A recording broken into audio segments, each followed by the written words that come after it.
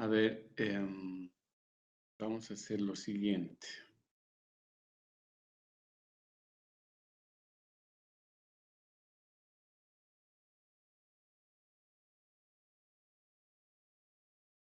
Abran una hoja Excel y copien este balance que les estoy dando acá.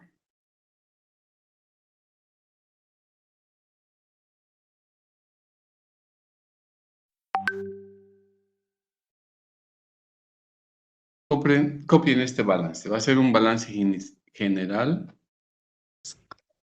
con una fecha de inicio y sobre el cual después vamos a hacer proyecciones financieras. Entonces, va a haber un par de minutos para que copien esta primera parte, luego lo bajo en la pantalla.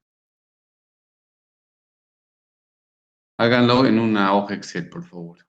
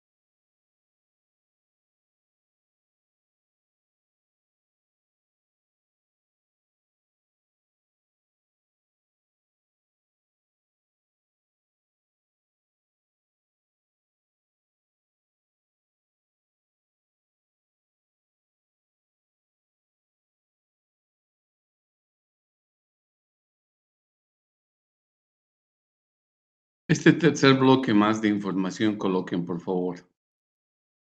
Punto de datos de una empresa desconocida con algunos datos referidos a su balance general del año cero, podemos denominar. Algunas aclaraciones respecto al capital, dado de que estamos colocando que aquí existe un capital de accionistas comunes y accionistas preferentes.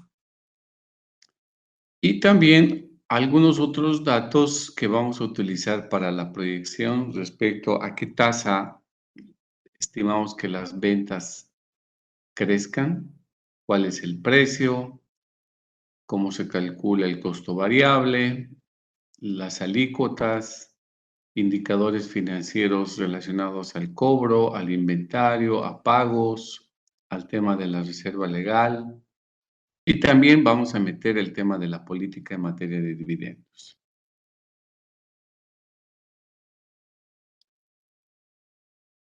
Esta planificación financiera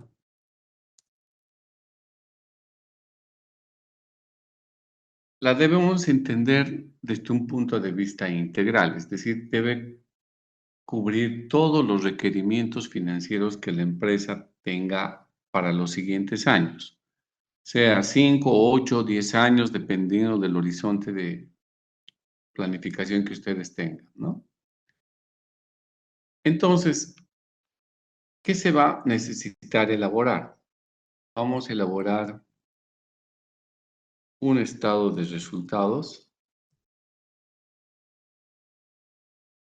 y como ustedes conocen bien, el estado de resultados básicamente tiene dos bloques de datos. El bloque de los ingresos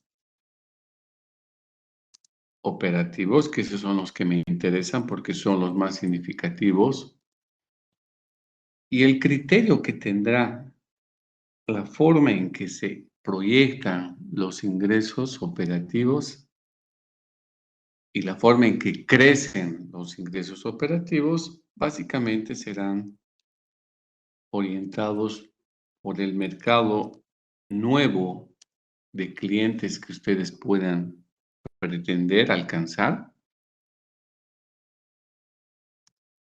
Y dos, por el tema de precio.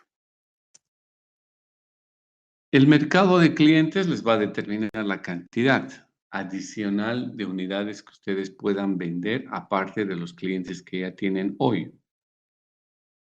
Y el otro tema por el cual sus ingresos podrían subir es vía precio. Recordando siempre que tocar precio es un tema delicado porque afecta a la demanda. Dependiendo del grado de elasticidad que tenga su producto, puede generarse lo que se denomina comúnmente la elasticidad precio de la demanda. Si el precio llega a subir tanto, muchos de sus consumidores pueden decidir abandonar el consumo de su artículo o de su producto y sustituirlo o cambiarlo por otro que valga menos, ¿no? Entonces, esa variable siempre es delicada a ser considerada porque evidentemente hay un efecto negativo que se puede generar en la demanda. Por el otro lado, en el mercado, pues estará en función a la estrategia de marketing, a la estrategia de crecimiento y posicionamiento que la empresa prevea en el largo plazo, ¿no? A qué nuevos departamentos incursionar, qué nuevos clientes pueden captar cambiando el envase, por ejemplo, de su producto. En este momento pueden tener, por decirles algo, están comercializando jugos en botellas de 2 litros, pero ¿qué pasa si empiezan a hacer bolsitas de 50 miligramos, mililitros? ¿Qué grupo meta podrían alcanzar? Entonces ahí entra toda la imaginación que los ejecutivos puedan tener en materia de mercados nuevos. Pero el criterio fundamental es incrementar los ingresos operativos.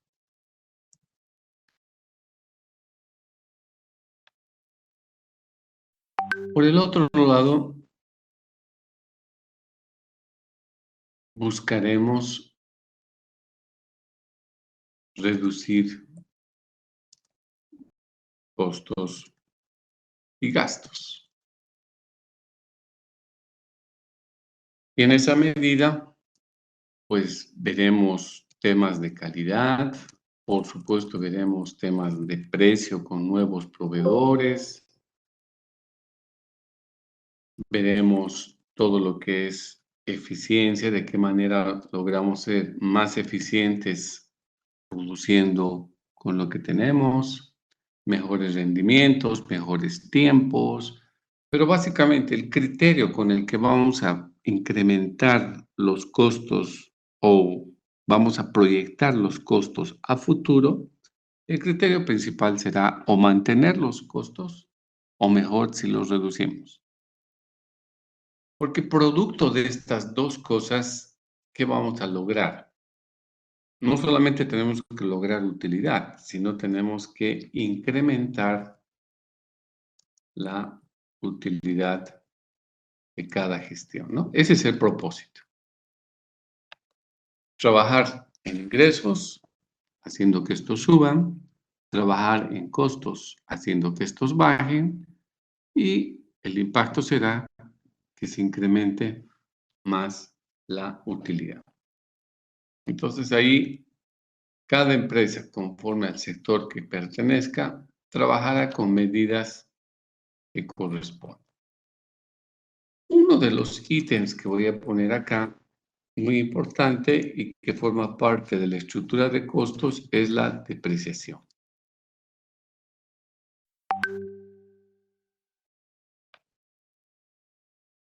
La colocamos de manera separada porque la depreciación va a estar íntimamente relacionada a la inversión.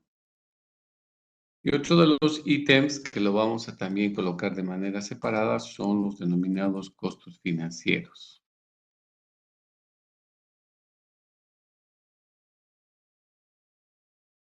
En función si la empresa tiene deudas hoy o está pensando endeudarse en los futuros años. Entonces, sea cual sea la empresa, en la planificación financiera que ustedes van a hacer, es que deben proyectar estos resultados que presenten como última línea un incremento en la utilidad neta de gestión. Eso es lo que van a buscar, ¿no?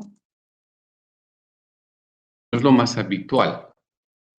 No podría entenderse que una empresa esté planificando tener pérdidas a futuro, ¿no? O que presentar escenarios donde cada vez ganemos menos. No sería lógico. Lo más lógico es pensar de qué manera crecen las utilidades. Ok.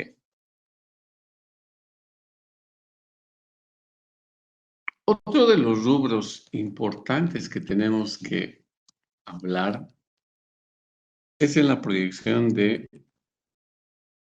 las inversiones. Que tenemos que tener un plan de inversión. Hablamos de largo plazo. Y las inversiones podrán ser de ampliación si suben la capacidad productiva. O sea, toda inversión de ampliación debería tender a subir la capacidad productiva. O sea, tener en pocas palabras inversiones productivas. Y podemos tener inversiones no productivas también, pero obviamente deberían ser las menos. Las no productivas significa que no me incrementan en nada mis ventas ni me hacen en nada bajar los gastos. Y tampoco veo una mayor eficiencia en la empresa ni en el personal. Por ejemplo, comprar un juego de living y si no veo si ese juego de living en qué me está haciendo incrementar los tiempos de trabajo, me está trayendo más clientes, sería una inversión no productiva, ¿no? Y también vamos a tener las inversiones de renovación, que sería reponer la capacidad productiva, es decir, cambiar las cosas que ya están viejas por nuevas, pero manteniendo la capacidad productiva.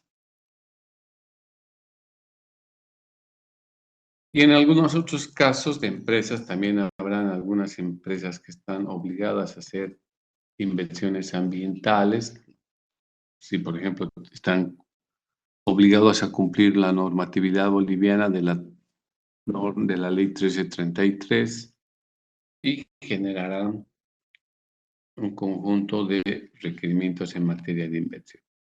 ¿Cuál es el criterio general de estas inversiones? El criterio general será tratar de hacer las inversiones más reducidas posibles o en su defecto diferirlas en el tiempo. O sea, en otras palabras, primero tenemos que lograr sacar el mayor provecho a las inversiones ya realizadas. Y si tenemos que invertir, tratar de que esa inversión sea lo más postergada posible. ¿Por qué? Porque no se olviden que cuando hablamos de inversión significa mucha plata. Entonces, normalmente cuando una empresa necesita invertir, no le alcanza los recursos propios y va a tener que pensar en otro tipo de fuentes de financiamiento. Pero hay temas que están muy vinculados con otros estados financieros. Además de que la inversión significa mucho dinero, invertir genera más depreciación. Claro, porque si estoy ampliando la capacidad productiva de la empresa y tengo que comprar más maquinaria, esa maquinaria implica más depreciación.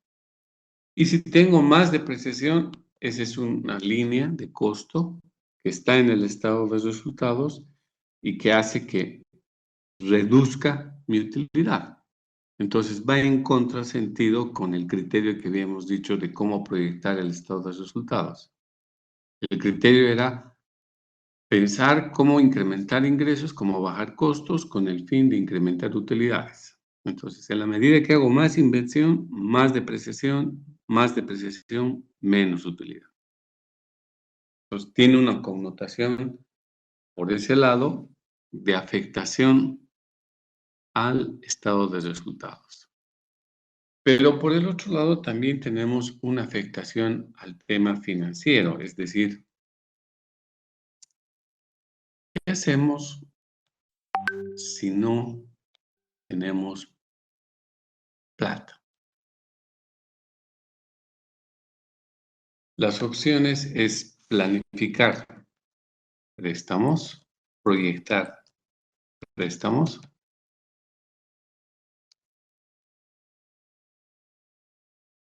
o requerir aportes de capital. Si nos vamos por la línea de préstamos, sobre todo si vamos a invertir, tenemos que pensar no solo en la plata que nos va a entrar, que sería el desembolso de la deuda nueva, ¿no? Sino el servicio de la deuda, que significa cómo vamos a pagar el capital, cómo vamos a pagar intereses. Entonces, estos dos temas que se derivan por la necesidad de invertir, nos pegan a su vez otra vez, por ejemplo, con el ítem de intereses. Si yo estoy proponiendo en mi planificación prestarme, esos intereses van a venir aquí, al estado de resultados, y van a hacer que suban el importe de los intereses. Y al subir parte de los intereses, están subiendo los gastos y costos. Resultado final, la utilidad baja. Entonces, no es nomás prestarse y decir, bueno, pagamos nomás el capital y los intereses. En la medida que tenemos más interés, menos utilidad vamos a lograr. Si vamos por la opción de no prestarnos, tenemos que convencer a los actuales socios o a los nuevos inversionistas que nos compren acciones.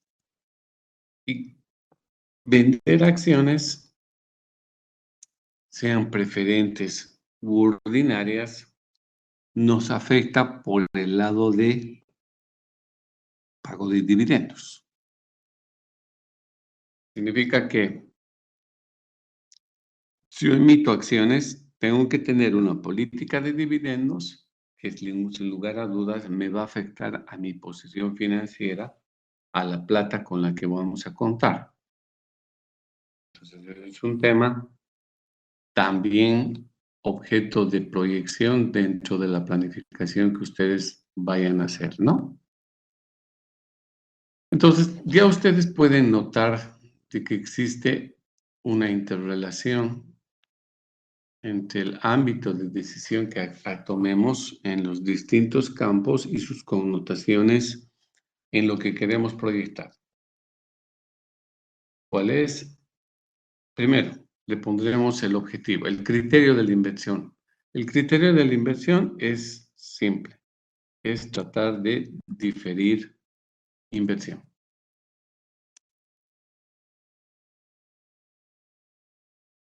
Eso significa tratar en lo posible de postergar la ejecución de las inversiones, ¿no? Claro, eso no es una regla universal, porque puede ser que por diferir mucho la inversión perdamos oportunidades de ganancia, oportunidades de inversión. Y en el tema del financiamiento, ¿cuál es el criterio? Es combinar las fuentes para que me den el más bajo costo financiero.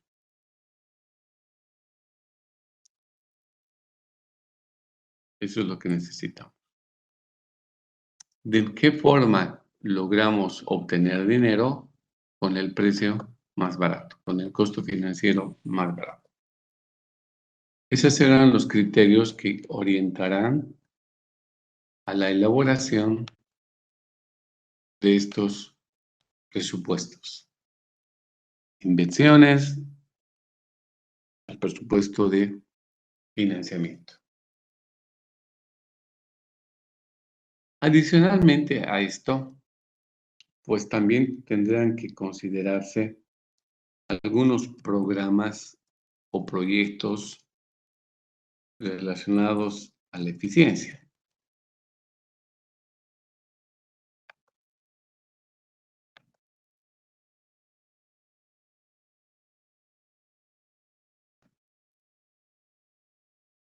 Esta eficiencia, como ustedes bien lo conocen, es lograr ciertos objetivos con el mínimo costo, ¿no? Con el mínimo concurso de recursos. Entonces, cuando se esté manejando programas de eficiencia, pues nos va a interesar de qué manera mano de obra es reducida, de qué manera la mano de obra es capacitada, de forma tal de que su rendimiento se eleve a la medida que pase el tiempo, ¿no? Que el mismo personal con mejores herramientas y mejores conocimientos genere productos de calidad y más rápido. Podemos tener programas de eficiencia en cuanto al uso de materiales. Podemos trabajar en programas de minimización de tiempos, por ejemplo, de hacer las cosas más rápido. Y si lo hacemos más rápido, nos reduce costos. Todo ello, obviamente, va a repercutir también en estos costos que estamos hablando bajo el criterio de reducir costos y gastos, ¿no? Nos va a pegar acá. En la medida que logre programas de eficiencia, esa eficiencia tiene que ser traducida en menos costos, menos gastos, sin obtener mayor utilidad.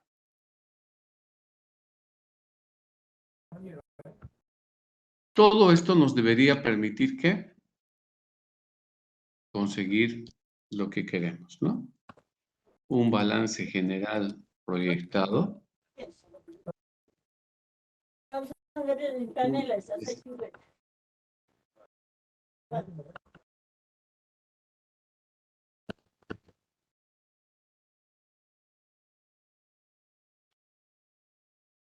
Ya. Decíamos, nos debería permitir elaborar un estado de resultados proyectado. Nos debería permitir elaborar un flujo de caja proyectado. También contar con indicadores financieros proyectados. Todo estos productos en el horizonte de largo plazo. Entonces, esta planificación financiera de ninguna manera puede estar divorciada de lo que es la planificación estratégica que ustedes bien lo conocen, que tiene cualquier empresa. La planificación estratégica, por esencia, no es de corto plazo, es de largo plazo. Ahí se establecen estrategias, técnicas, etc. Los POAS se desprenden de la planificación estratégica, porque en la estratégica están las metas año por año que se tiene que lograr para que la empresa logre los resultados en el largo plazo, ¿no? O sea, no está tampoco divorciada el corto plazo. Tiene que ser los peldaños que se van a alcanzar para lograr el largo plazo.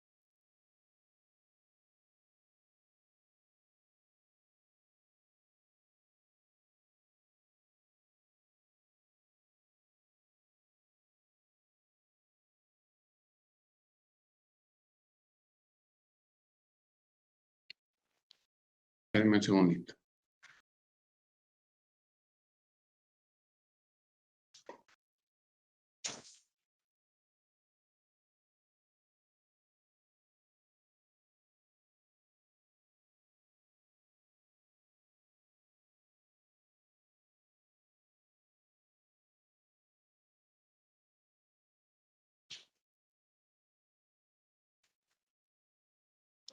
Ok, entonces decíamos que la planificación financiera deriva, apunta y ayuda, coadyuva a encontrar los objetivos estratégicos que la empresa se haya trazado por el largo plazo.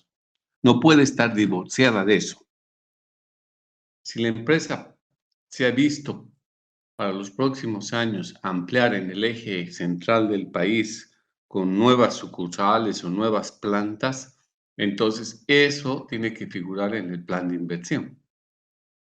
Ahí estarán figurando qué terrenos, qué construcciones nuevas, dónde las hacemos, etcétera, ¿no? Entonces tiene que venir de la mano. No podemos hacer una planificación financiera divorciada o apuntando a otro lado distinto a lo que está apuntando la planificación estratégica. Eso que quede claro. La parte financiera viene a ser el vehículo, el presupuesto monetario que necesitamos para alcanzar todas esas metas de largo plazo. Si eso lo tenemos claro, ahora sí, ya podemos centrarnos a arribar con cosas muy concretas a través del ejemplo que estamos planteando. ¿Alguna consulta, alguna pregunta que tengan, chicos?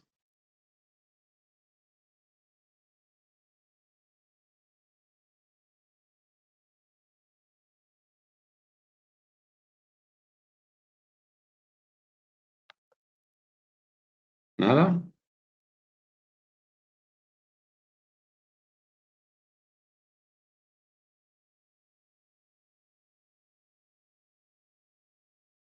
¿Tienes una pregunta?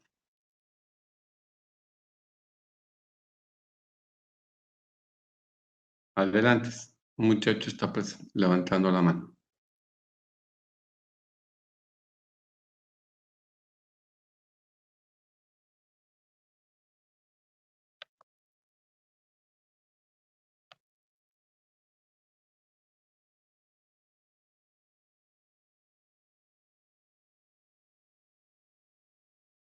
Jonet Blanco Duviri, estabas levantando la mano. ¿Tienes alguna pregunta?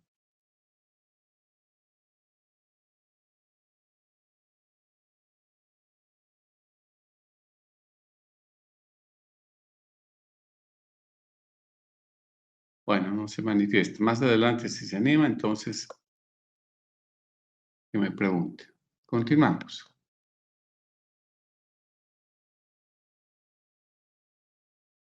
Entonces, volviendo a la hoja con la que estábamos trabajando, teníamos un balance general, pues con las cuentas habituales, caja, bancos, inversiones, inventarios, etcétera. A ver, lo que valdría la pena es explicar, por ejemplo, valor bruto de vehículos dice 50,000. Los vehículos en la parte aclaratoria nos dice que tienen una vida útil de 5 años, ¿ok? Y nos da una depreciación acumulada de 5,000. Y nos aclaran que esos 5,000 corresponde a la depreciación de 6 meses. Significa que este vehículo tiene 4 años y medio para depreciar todavía, ¿no? Ese es un tema importante que nos va a servir para seguir proyectando la depreciación del vehículo. Después nos dicen que hay una hipoteca por 6,700 pesos. Esta hipoteca va a ser pagada en un plazo de 3 años y medio. Hay que tomar en cuenta una tasa del 18% y un sistema de amortización con cuotas semestrales iguales. Entonces, este es otro tema que también hay que tomar en cuenta cuando estemos proyectando la amortización correspondiente al precio. Después nos dice, hay un capital común de 37,500 y capital preferente de 10,000. Entonces, cuando ustedes multiplican el número de las acciones comunes, que son 75, por, perdón, el número de las acciones comunes son 500. Si esas 500 acciones les multiplican por el valor de cada acción, que es 75 pesos, les va a dar el capital común equivalente a los 37,500 que figura en el balance. Y de manera similar, si ustedes multiplican las 200 acciones preferentes por los 50 pesos que vende cada acción, que la empresa ha vendido cada acción preferente, eso nos da 10,000 pesos, que sería el importe que figura como capital preferente. Luego no tenemos resultados acumulados, no tenemos resultado neto de gestión y tenemos una reserva legal de 3.500. Esa es la situación inicial de la empresa. Para proyectar, nos vamos a dar algunos parámetros. ¿Qué necesitamos? Necesitamos ponernos de acuerdo cuánto van a crecer las ventas año por año. Necesitamos saber cuántas unidades vamos a vender y a qué precio. Necesito saber cómo calcular el costo variable. Lo vamos a calcular sobre un porcentaje del valor de las ventas. Necesitamos unas tasas del impuesto a las utilidades. Necesitamos unos parámetros o indicadores de eficiencia financiera, como por ejemplo, ¿cuánto va a ser el periodo medio de cobro? ¿Cuántos días voy a tardar en recuperar mi plata? ¿Cuántos días me van a alcanzar el stock de inventarios que tengo? ¿Cuántos días voy a tardar en pagar? Estos parámetros son importantes porque la empresa tiene que reflejar a través de su comportamiento en su planificación financiera que cobra más rápido de lo que paga. Sería el colmo que ustedes proyecten pagar más rápido de lo que cobran. El cobro tiene que ser mucho más acelerado que los pagos. Luego vamos a contemplar lo que hay en nuestro país, reservas legales, tema normativo, y vamos a definir la política de dividendos que queremos adoptar, ¿no? Ya hemos visto las distintas tipologías y también tenemos que decidir cuándo vamos a pagar esos dividendos. Entonces, estos son, entre otros, algunos parámetros que tenemos que definir antes de proceder a la proyección de cada uno de los cuadros que alimenten a los estados financieros requeridos. ¿Alguna duda, alguna aclaración que tengan sobre estos datos, chicos?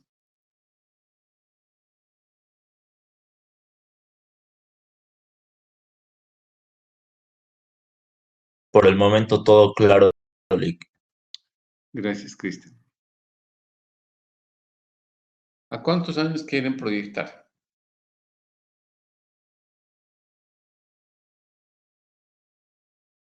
Tal vez a 5 años, Lick. 5 años, Lick. 5 años. Un poquito más le pondremos.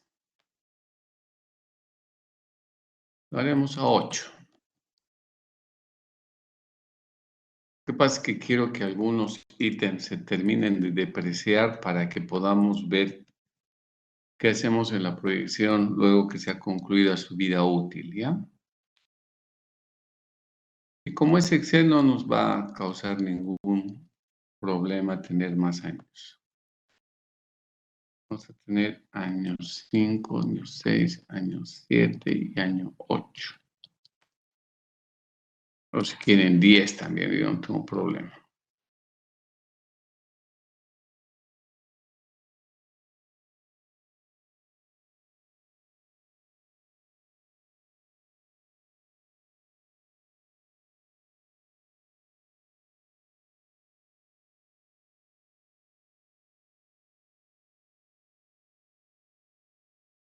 Ya.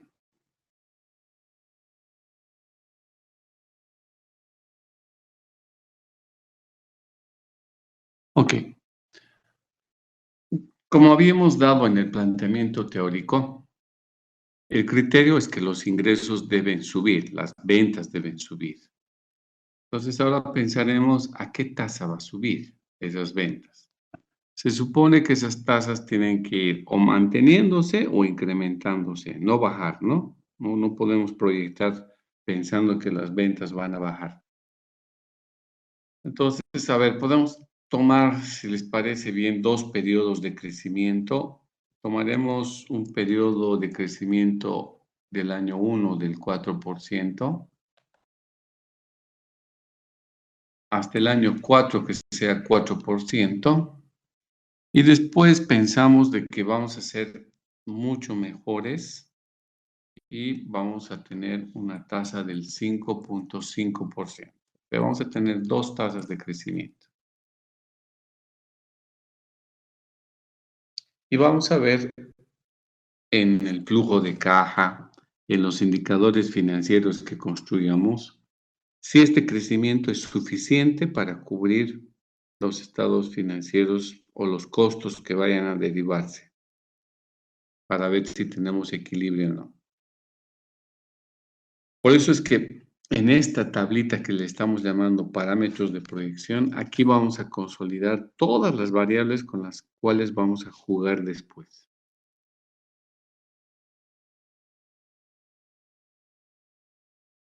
Aquí vamos a colocar las unidades físicas vendidas de inicio, es decir, cuántas unidades pensamos vender en el año 1. Y sobre las unidades vendidas, podemos colocar las unidades vendidas en el año 0 o en el año 1, como quieran. Lo vamos a poner en el año 0 porque ya tenemos una tasa de crecimiento para el año 1. Vamos a decir que las unidades físicas vendidas en el año 0 que acaba de pasar, ya está dado, ascienden ¿a cuántas? A 15,000 unidades físicas. Ya. Si son 15,000, en el año 1 será 4% encima de 15,000. En el año 2 será sobre las ventas del año 1, aumentamos otro 4% y así sucesivamente. Precio. ¿A cuánto vamos a vender nuestro artículo? Supongamos que tenemos un precio de 12 pesos, precio unitario colocaremos acá.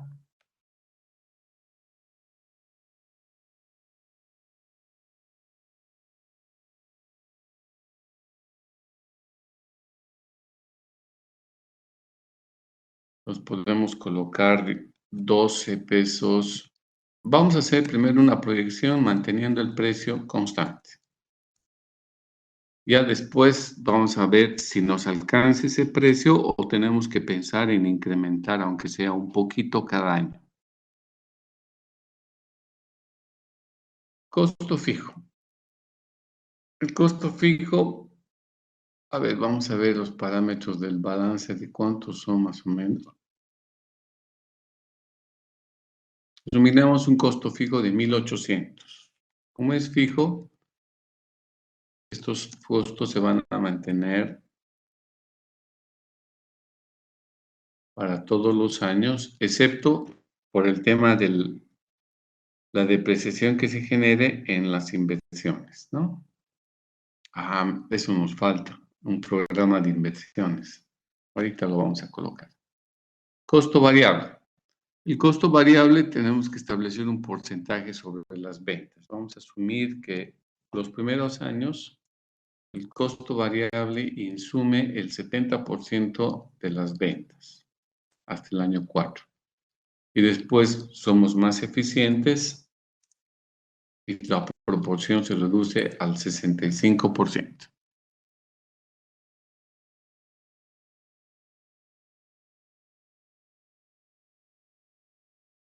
Listo. La tasa del impuesto a las utilidades. Esto lo mantenemos como está en el país, 25%.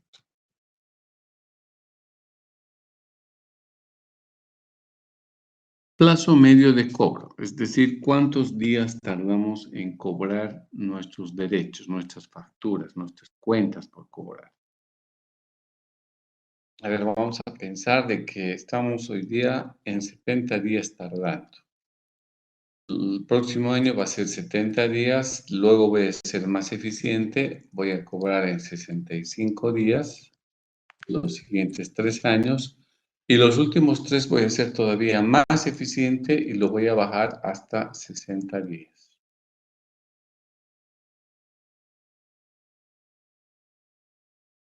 Plazo medio de inventario. ¿Cuántos días me tarda el inventario? ¿Para cuántos días me cubre el inventario? En la rotación del inventario, acuérdense que en la medida que tenemos una mayor rotación, tenemos un menor plazo de inventario. O sea, en otras palabras, cuanto menos plata tengo invertida en el inventario, soy más eficiente. Entonces, vamos a pensar de que aquí me cubren 80 días el inventario, 80 días. Luego soy más eficiente, lo logro bajar a 75 días los siguientes 3 años y a 72 días los últimos 3 años. Estamos siendo más eficientes, ¿no? Estamos proyectando nuestra eficiencia. Plazo medio de pago. El plazo medio de pago, por definición, tiene que ser más alto que el plazo medio de cobro. Tenemos que pagar más lento de lo que cobramos. Entonces, no me pueden poner 70 días en el año 1, porque ni podemos poner menos de 70 días, estaríamos pagando más rápido, ¿no? Vamos a decir aquí, pagamos en 80 días, 80 días. En el año 4, 5 y 6 logramos negociar para que nos esperen 3 días más, 83 días, y los últimos años 85.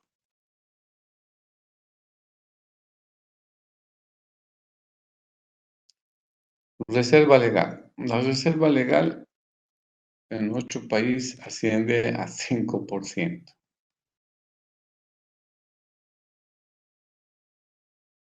Y eso lo mantenemos para todos los años.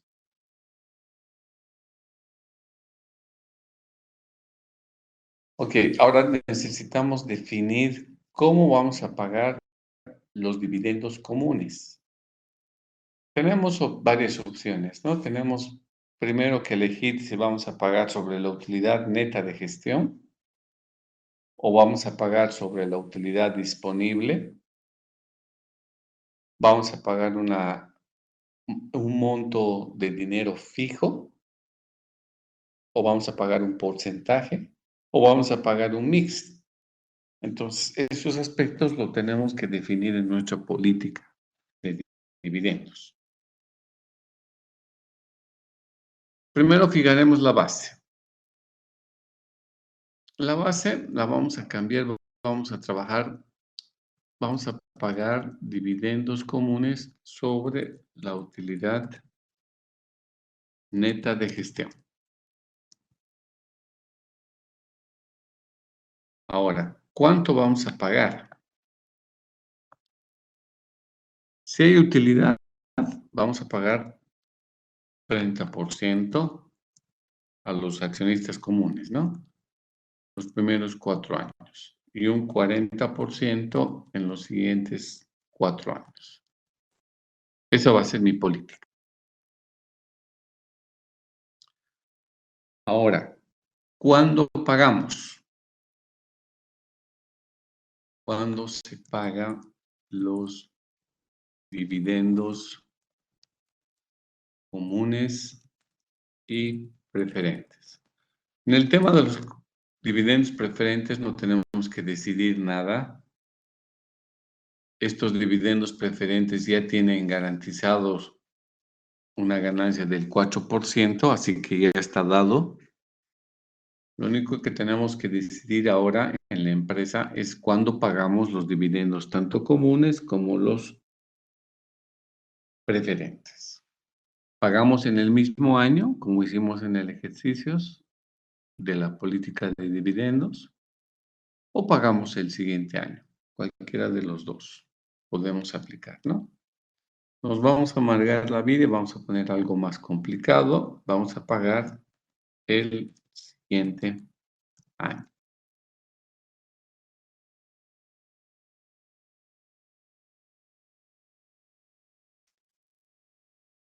Esto lo aplicamos en el año 1,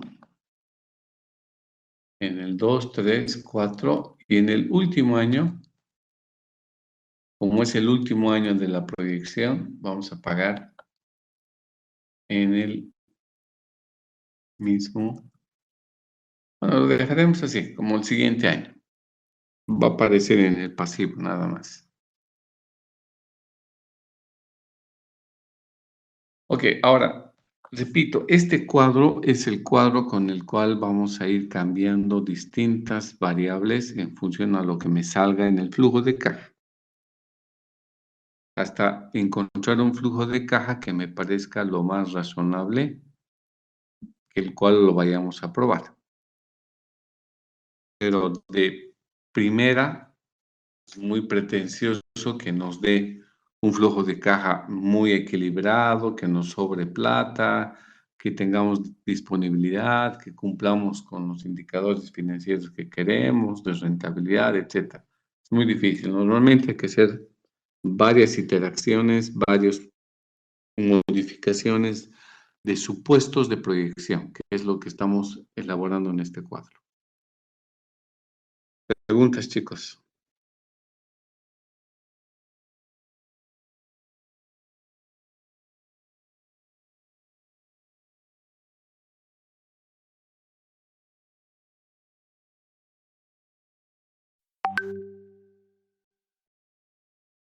¿Todo bien?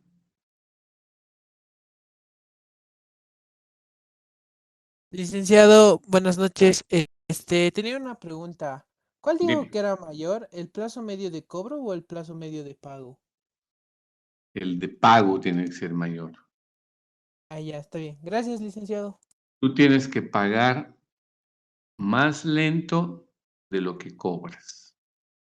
Porque imagínate, si tú pagas en 20 días y tú cobras en 35 días, la plata te tarda en entrar en 35 días. En cambio, tú estás pagando en 25 días. Entonces, ahí te vas a tener problemas.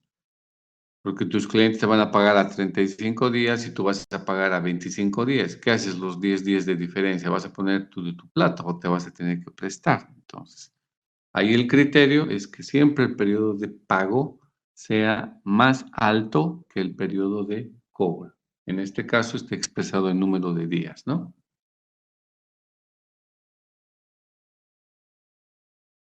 Fabricio, adelante. No, licenciado, le decía gracias. Ah, ya. ¿Alguna otra pregunta?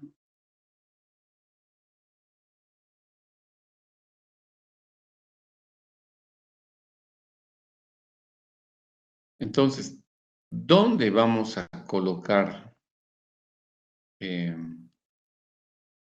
dónde vamos a hacer modificaciones? Va a ser exclusivamente en este cuadro que le vamos a poner de fondo plomo. Solo aquí vamos a tocar el modelo. Después, todo el modelo se va a ajustar de manera automática si ustedes me hacen con el Excel vinculando celdas. Podemos hacer muchas corridas, no necesitamos entrar a modificar todos los cuadros, solamente una vez los construimos y en este cuadro que tiene el fondo de color plomo, en este cuadro hacemos las modificaciones que queramos. ¿En función a qué? En función a lo que veamos en el flujo de caja. Si nos sobra plata, si nos falta plata, etc. Aquí vamos a ir haciendo modificaciones.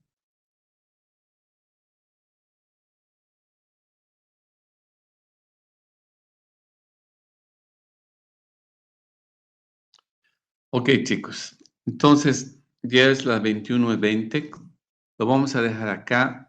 No porque no quiera avanzar. El tema es tengo harto que avanzar. El punto es que yo no tengo certeza si todos ustedes tienen su hoja Excel abierta para que vayan avanzando conmigo. Porque yo veo que hay mucha gente que está conectada con celular. Toda esa gente debe estar, en el mejor de los casos, mirando en pantalla chiquita nada más y no tienen nada de hecho. Entonces vamos a dar oportunidad para que todos sus compañeros elaboren para antes del miércoles su hoja Excel, vuelque la información que hemos colocado y empecemos el miércoles a elaborar cuadro por cuadro. ¿Ok? Nos vemos el día miércoles, muchachos, a las 8. Hasta luego. Hasta Hasta luego. luego, licenciado, gracias. Hasta luego. Hasta luego.